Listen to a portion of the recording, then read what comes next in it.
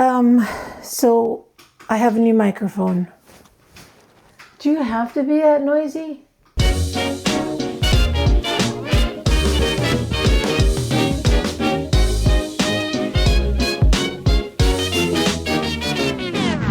Well, hello everybody. Welcome back to this channel that historically was a channel that would talk about tech stuff. But my last two videos were very political videos because I'm not super happy with what's happening right now in Canada and in the US, but whatever. The real purpose of this channel is photography, technology, iPhones, Apple, whatever. So today, that's what we're going to talk about. Hooray. Because I went and bought another microphone. Yes, I did. I went and got the Hollyland Lark M2S. You may know that I owned another microphone before that. That was the Godox Magic XT1. And I liked because it was so compact. The receiver is the case for the transmitters. There's two transmitters there. They're fairly small. They have like a magnet on them. And then you attach it to your clothing. And I thought it was great. Only that there was several little issues with it. Sound quality is good. It may be a little bit canned. Like there's some, I don't know, it was some digital distortion. It's not super clean. The other problem I had with it was the size. Now, don't get me wrong. Size is great for when you throw it in your bag and you want to take it with you.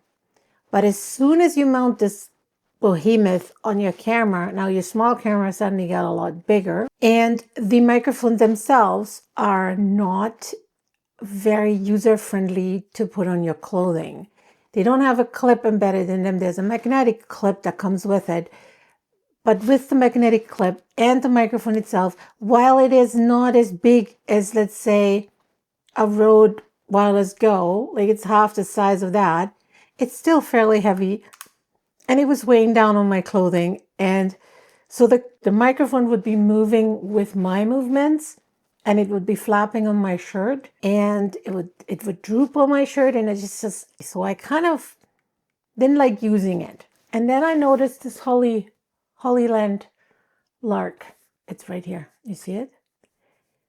That microphone has a clip embedded in it, and you open that up, and then you just put it on your clothing. You hang it on your clothing. And the big thing with the logo on it is on the inside of your shirt. So this is basically, where is it?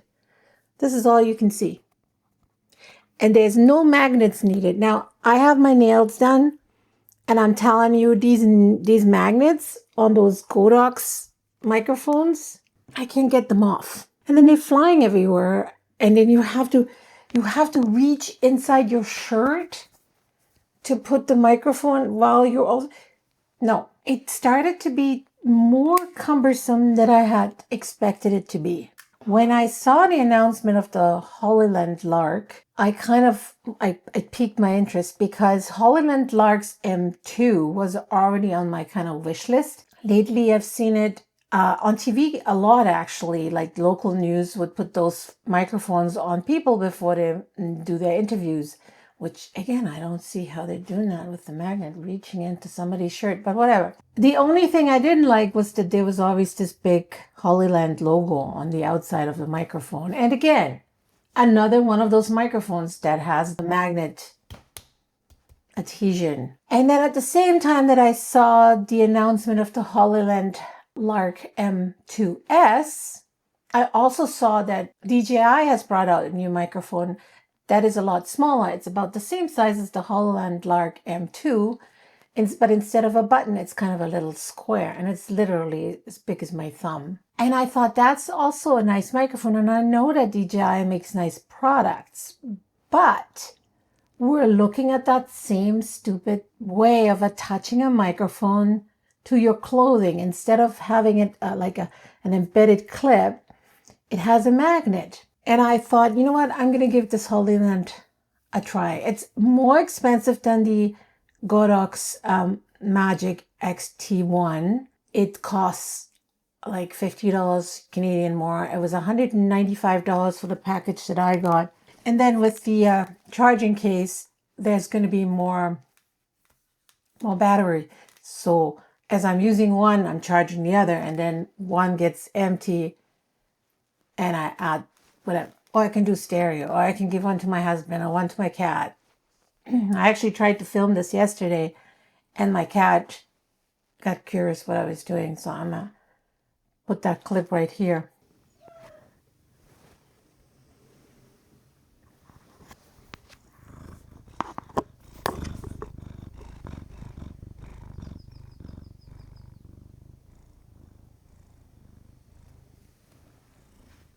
I'm going to show you what it looks like in the case.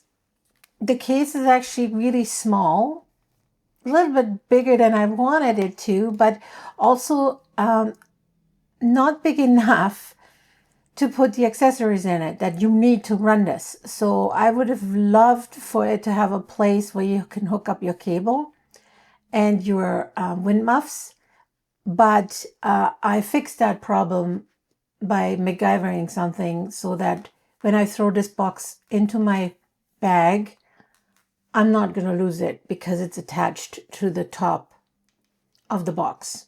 So I throw this whole thing into my bag and I have everything I need to start filming.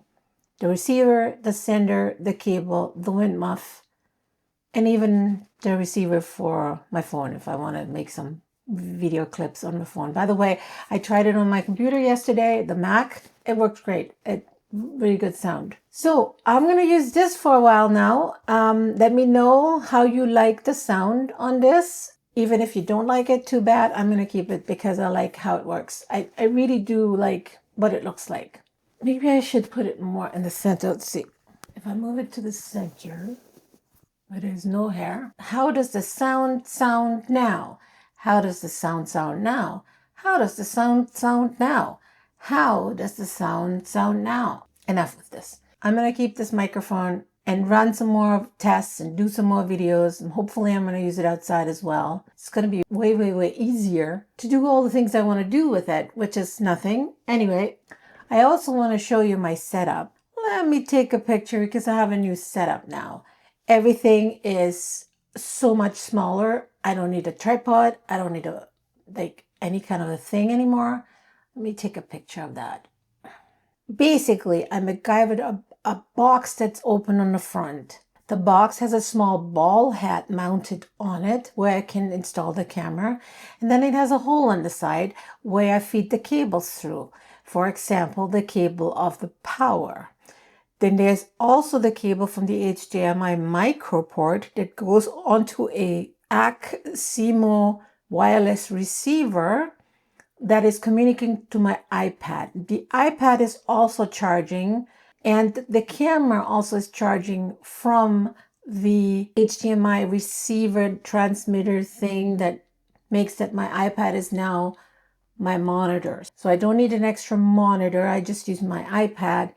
And everything is so small and tiny that when I'm done working, I take the camera off the box, I stuff all the cables inside, turn the box around, and now it sits on my windowsill and nobody's any wiser. Well, that's the setup that I have right now. It's this miniature studio in the box, facilitated by the fact that I have a window right there. Like I'm sitting literally in front of a window. And most of the time, a window light is enough. I don't need any more studio lights. Window light's enough to light this video properly. So, my shutter speed is 125.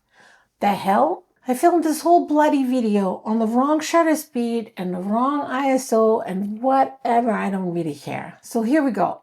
This is now 125 ISO, f2.0, shutter speed 48, which is double 24. My skin tone looks great. My hair looks great. There's no pink tones. There's no green tones. There's no magenta tones. Everything looks good. Oh my God, I love Fuji so much. That's all I wanted to talk to you about today. I have no concept.